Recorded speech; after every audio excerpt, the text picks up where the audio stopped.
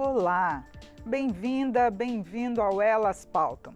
A divulgação de imagens íntimas sem consentimento nas redes sociais já é um crime. Duas leis de 2018 punem essas infrações com penas que podem chegar a 5 anos de prisão. Além disso, a Lei Carolina Dickmann, de 2012, foi a primeira a punir crimes cibernéticos e recebeu esse nome justo por causa da divulgação de imagens íntimas da atriz. Apesar da legislação, o número de casos de nudes sem consentimento cresce na internet. E outro fator alarmante que é constatado é que em mais de 60% dos casos denunciados, o registro de imagens íntimas sem autorização foi feito por pessoas próximas das vítimas. Por isso que a penalização para divulgar nudes e o uso da inteligência artificial para chantagear mulheres são um tema que merece ser aprofundado aqui no Elas Pautam. E eu converso com a deputada Érica Cocai, do PT do Distrito Federal, que é autora de um projeto que modifica a legislação atual. E também com Pagu Rodrigues, que é diretora de Proteção de Direitos do Ministério das Mulheres. Bem-vindas, muito obrigada por atender o nosso convite, discutir esse tema aqui que afeta muito mais as mulheres, não é isso? Bom, antes de começar o nosso bate-papo aqui, eu gostaria de mostrar no telão alguns dados que a gente tem do Conselho Nacional de Justiça, o CNJ, que são os registros que foram feitos das denúncias em delegacias. Bom, esses dados foram colhidos de 2019 até 2022. A gente vê que são mais de 5.200 processos judiciais que foram registrados. 4 registros por dia, né? A gente está vendo aqui os estados que têm um índice maior ainda, que Minas Gerais, com mais de 18%, Mato Grosso, mais de 10%, Rio Grande do Sul, 10%, quer dizer, realmente são números que alarmam, e esses são os números que são registrados. E eu começaria com a senhora, diretora Pagu, para não só comentar, mas dizer para a gente se existe algum protocolo de atendimento dessas vítimas nas delegacias, já que o Conselho Nacional de Justiça está registrando. O correto é que exista, né, para esse tipo de crime, mas outros tipos de violência que são colocados todos os dias para as mulheres. A gente sabe que ainda falta uma preparação para os crimes que a gente chama de cibernéticos, né? Ainda mais nessa onda de misoginia e de incentivo à misoginia que a gente tem vivido nas redes sociais. Mas, para além disso, a gente tem, né, a Deep Web, que é onde realmente esses crimes operam, né? A gente tem os deepfakes agora, que estão sendo alvo, inclusive, do projeto de lei aqui da deputada Érica Cocai, e que é uma rede mesmo que opera de maneira criminosa em relação a mulheres, em relação a meninas, no incentivo à exploração sexual, a chantagens emocionais, estupros virtuais, e que eu acho que da perspectiva da legislação brasileira a gente teve muitos avanços, mas ainda em relação à rede de proteção e acolhimento tem muito a ser feito, incluindo aí como as delegacias, não só as especializadas da mulher, né, mas as demais lidam cotidianamente com as mulheres que chegam para denunciar as violências que vivenciam. Sim, deputada Érica, a senhora apresentou um projeto, queria que a senhora explicasse ele também, mas comentasse por que a legislação que a gente tem mais de 10 anos não consegue conter esses crimes. Eu diria, primeiro é uma alegria estar aqui, é muito bom que nós tenhamos Elas Pautam aqui na TV Câmara. Meus parabéns à TV Câmara, que completa 25 anos, e dizer que esta é uma discussão que ela tem uma origem numa lógica patriarcal, sexista. Eu penso que os homens, quando nascem, eles nascem com a consciência de que seus corpos lhe pertencem. E as mulheres todos os dias lutam para dizer que o seu corpo é seu corpo. Ou seja, que o seu corpo é o seu território, é a forma como você está no mundo. Então existe um processo de coisificação, que essa lógica patriarcal, essa lógica sexista impõe às mulheres. Então, nesse sentido, é muito importante que nós possamos avançar na legislação e o projeto que já foi aprovado aqui na Câmara, que está no Senado, ele versa sobre isso, sobre o registro sem consentimento de partes íntimas ou da nudez. E ele tem um agravante, ele agrava também a pena quando isso se dá através na atividade funcional, na atividade profissional, na atividade comercial. Então é importante porque tem um caráter pedagógico para dizer que isso não é um crime ou que não é uma coisa pequena, que isso abala de forma muito profunda as mulheres, e porque a grande maioria das vítimas são mulheres. Então, nesse sentido, é muito importante que nós possamos avançar na caracterização mais tipificada, mas também no recrudescimento penal, mas é fundamental que nós possamos levar a discussão de enfrentamento a esse processo que nos mostra que nós não fizemos o luto do colonialismo ou dos períodos traumáticos da história brasileira, onde os donos da terra também se sentiam donos dos corpos das mulheres, das crianças, dos trabalhadores e trabalhadoras, para que nós possamos levar essa discussão sobre a necessidade de termos uma sociedade onde não haja dor em sermos mulheres, onde ninguém se sinta no direito de nos filmar sem o nosso consentimento, onde ninguém se sinta no direito de comercializar, de chantagear. Você mostrava aqui os dados e eu digo, quantas mulheres não foram chantageadas? Sofreram esse tipo e não denunciaram em função do processo de chantagem. E veja como é um processo de revitimização. É porque as mulheres, elas são filmadas, ou seja, elas são enfim, invadidas na sua privacidade, são chantageadas muitas vezes, isso serve muitas vezes para comercialização, então, portanto, é uma cadeia de revitimizações e as mulheres muitas vezes se sentem envergonhadas, se sentem sem o conforto necessário que o Estado precisa assegurar para que ela possa denunciar. Então, eu penso que as leis, elas avançam como instrumento de busca de direitos, mas tem razão Drummond quando diz que as leis por si só não bastam porque os lírios não nascem delas.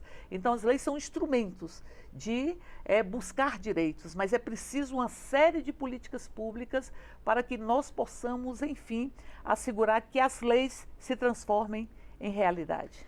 Sim, diretora Pagui, eu queria que a senhora falasse também o lado do Ministério, o Executivo, o que está sendo feito, principalmente em termos de prevenção ao que a gente está vendo nas mudanças que ocorrem. Agora a gente tem a inteligência artificial que está propiciando a ampliar esse crime. O que políticas públicas podem ser aplicadas nesse caso? Eu acho que são várias ações que o Ministério vem tomando, tanto na perspectiva do crime cibernético, mas em relação a outros tipos de exploração que as mulheres têm vivenciado.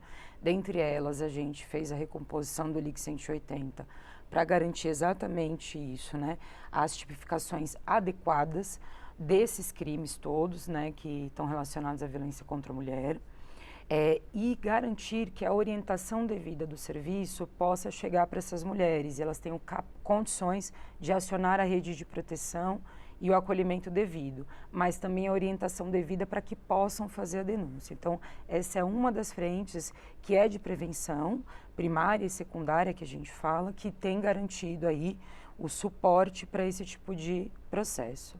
A segunda coisa, a gente tem feito sim uma parceria com a LAB, do Rio de Janeiro, para fazer um estudo mais aprofundado, uma pesquisa mais aprofundada sobre a atuação desses inúmeros grupos. A LAB é o quê? É um laboratório mesmo, então é uma pesquisa para a gente entender como esses grupos operam hoje nas redes sociais, tanto da perspectiva do incentivo à misoginia, que são os grupos aí do Red Pill, Blue Pill, que são incentivadores desse tipo de violência contra as mulheres no âmbito da comunicação, da rede social, quanto no reforço, para a gente garantir políticas que não só criminalizem, mas que enfrentem e combatam esse tipo de exploração, porque isso é uma exploração sexual, Você chantagear, constranger emocionalmente uma mulher a veicular a imagem íntima dela ou fazer isso sem consentimento, para além da tipificação do estupro virtual, que a gente já tem trabalhado, e da criminalização que já existe, né? A gente tem a lei Caroline Dickmann, mas a gente tem também a da Rose Leonel, que foi, né, um dos casos que foi hiper pautado na mídia, na imprensa. A gente tem que ter outros tipos de solução, que é não financiar. Tem a tipificação, não é isso? Tem a tipificação desse crime, né? Mas o que a gente precisa desconstruir primeiro é o financiamento desses grupos, né? É uma das formas de você desmobilizar essas redes de exploração e de crimes que são cotidianos dentro da internet. E a outra é garantir que essas mulheres possam ter o acolhimento devido. Tanto o apoio psicossocial, psicológico, né? Quanto que elas tenham condições de levar para frente. Se são 5.000 denúncias, 4 casos por dia, esses casos têm que resultar em alguma ação concreta para essas mulheres. Então, são as frentes que o Ministério tem atuado, para além, eu acho que, de todo o resto da política, né? Pacto de prevenção aos feminicídios, né? Ações de ampliação da rede das Casas da Mulher Brasileira, dos Centros de Referência da Mulher, que dão todo o suporte e acolhimento para essas mulheres. Eu penso que assim, a política do Ministério da Defesa dos Direitos das Mulheres de ampliar os espaços, equipamentos públicos de atendimento às mulheres vítimas das mais variadas formas de violência, porque veja, quando a gente fala em inteligência artificial, ela deveria ser retrato de um progresso da inteligência humana. Exato. Ela não poderia ser um processo para punificar, para punir, um processo ou um instrumento para provocar tanto sofrimento. Mas quando você tem a ampliação das casas de referência, quando você tem a ampliação das casas da mulher brasileira, você, em verdade, tem instrumentos que possibilite esse atendimento que é multissetorial.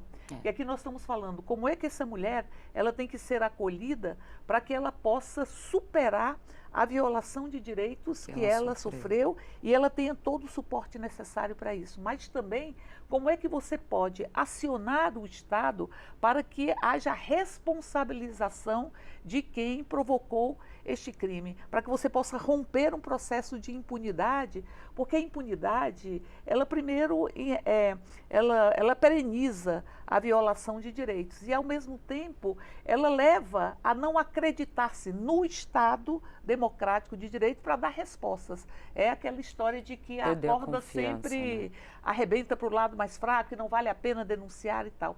Então, eu penso que é muito importante que nós tenhamos, primeiro, os observatórios, para que você possa ter dados mais concretos, porque é muito importante que nós tenhamos os dados, mas também que você possa ter esta ampliação, como está tendo o Ministério dos Direitos das Mulheres, dos equipamentos que fazem o atendimento multissetorial. E é importante que nós possamos ter políticas de prevenção também, para que nós possamos fazer, acionar os territórios com as políticas de assistência, de educação em particular, para que nós possamos criar uma sociedade onde não tenhamos que termos dor em sermos mulheres. Um pouco na linha do que a deputada está apresentando, a gente também tem defendido um diálogo mais aprofundado com o sistema de justiça, justamente por isso, né? Porque a rede de proteção, ela tem funcionado, ela está sendo recomposta pelo Ministério das Mulheres, mas na medida em que você tem leis que já tipificam esses crimes, se o sistema de justiça não avançar também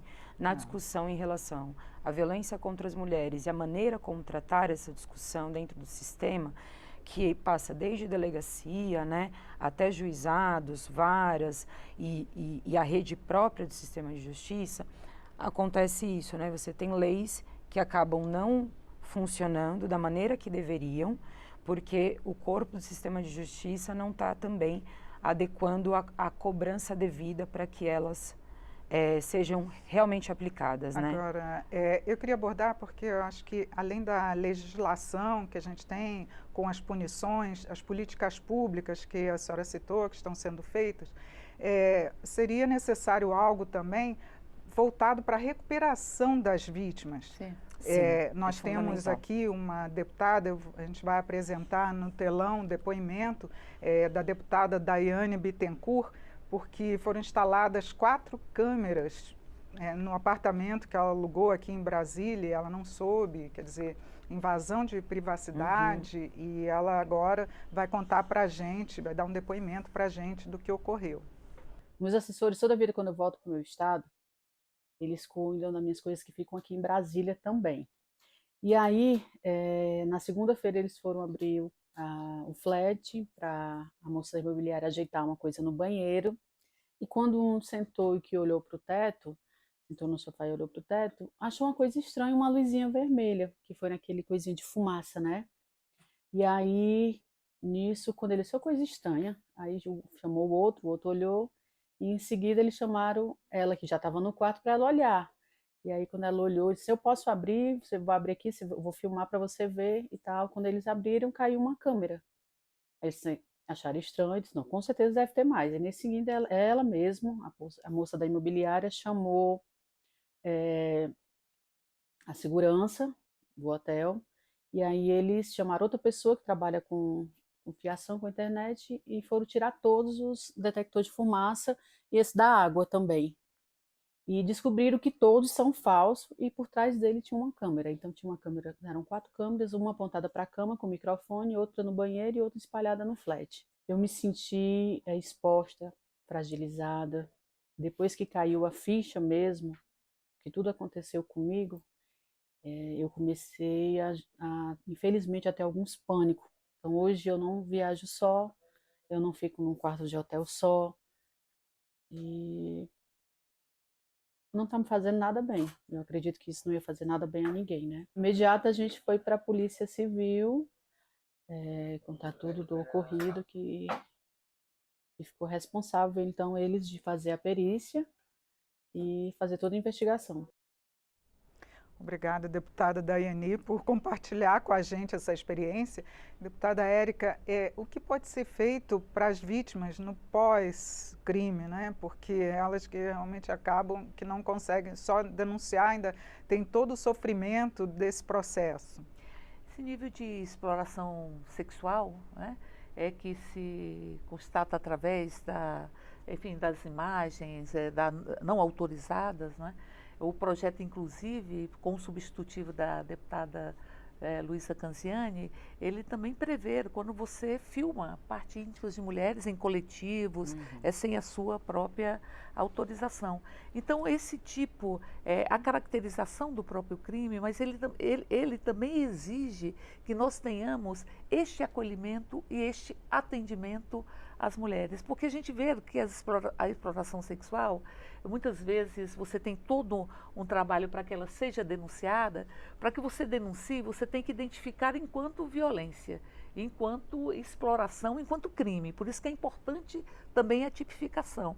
Mas você denuncia e muitas vezes não tem um retorno para que você possa ter o acolhimento. Por isso o acolhimento é tão importante, para que a mulher possa ressignificar a sua própria vida. Muitas vezes as mulheres se sentem culpadas, porque a culpabilização é um profundo instrumento de dominação das mulheres em vários aspectos, para que ela possa ressignificar a sua própria vida e possa, enfim, superar o momento de violação de direitos. Senão vai acontecer isso que nós vimos aqui, e tem a deputada toda a nossa solidariedade, que é a mulher sentir no seu próprio cotidiano os impactos de um processo que não se encerra quando você constata, não se encerra quando você denuncia, mas que precisa ter um nível de acolhimento e de atendimento para que haja esta superação e essa interrupção da situação de violação de direitos. Então, portanto, eu diria que neste caso, inclusive, o projeto é uma atividade comercial, é através de uma atividade comercial que é um flat ou uma hospedagem, que o projeto prevê que haja recrudescimento penal, inclusive. Que eles também sejam punidos. Exatamente, porque quando você se utiliza da atividade funcional, da atividade profissional, da atividade comercial para efetivar esse tipo de violência ou esse tipo de crime, o projeto prevê que haja também um recrudescimento penal. Então, eu diria que é importante que haja respostas do ponto de vista da responsabilização. Aqui a Pagu falava sobre o sistema de justiça. É um processo que o sistema de justiça tem que impedir também a revitimização, porque muitas vezes tenta-se culpabilizar a mulher. Por que você estava assim? Por que você estava assim? Por que você permitiu? Enfim, se tenta culpabilizar a mulher. Então é preciso ter um trabalho com o sistema de justiça para que dê as respostas necessárias para a responsabilização e um acolhimento, para que a mulher possa, enfim, superar o processo de violência que ela sofreu, para que ele não seja continuado e vá se expressando na própria insegurança da mulher, muitas vezes no sofrimento psíquico, como nós vimos a fala da própria deputada. Diretora Pagu, tem um outro lado também que eu queria abordar, que é na área da educação, das escolas, que políticas públicas estão sendo levadas para as escolas, porque também nas escolas as crianças, meninas estão sendo vítimas. E também nas famílias. Teve caso agora de um pai que estava fazendo vídeos para vender vídeos da própria filha. Então, assim, na área de educação, que políticas públicas estão sendo aplicadas para combater esse crime?